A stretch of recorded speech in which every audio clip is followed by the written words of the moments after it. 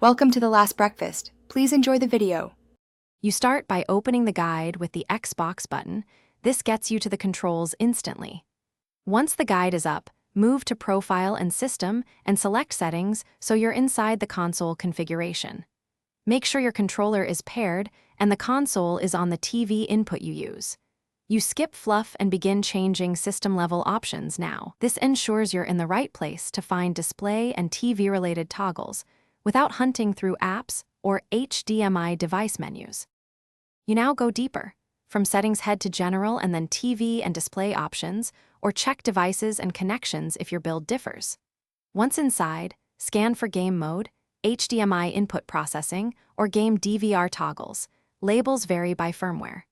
Use the button to open any sub-menu and inspect related options like resolution and refresh rate so you understand why toggling game mode matters.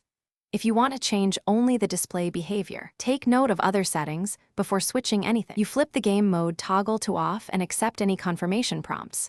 Some versions ask you to restart. Do that if prompted.